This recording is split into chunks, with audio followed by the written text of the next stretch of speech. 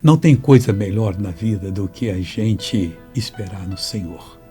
Porque quantas pessoas, na verdade, a inveja entra no coração delas e, como disse o rei Davi no Salmo 62:4, eles somente consultam como o hão de derribar da sua excelência. A pessoa está bem, mas como é que vão fazer para puxar o tapete dele ou dela? Deleitam-se em mentiras. Inventam coisas terríveis.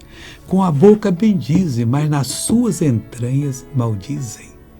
Isso não pega no cristão. Se você é de Deus, você pode ter certeza que o diabo já foi destronado. E você é a pessoa que vai reinar agora em Cristo. Veja o testemunho dessa pessoa. 9 cirurgias. 9?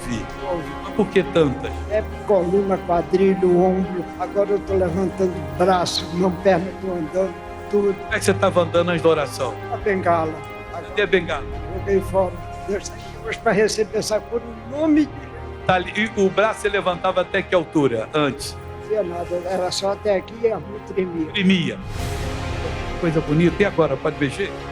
Pode ir para casa em nome de Jesus. Aí, pessoal, completamente curado. Agora quero orar para Deus lhe abençoar. Pai, estou unido com essa pessoa agora e repreendo da vida dela todo o mal. E digo, diabo, acabou. Pega tudo que é seu, vai embora, não oprima, em nome de Jesus. E você diz amém. Graças a Deus.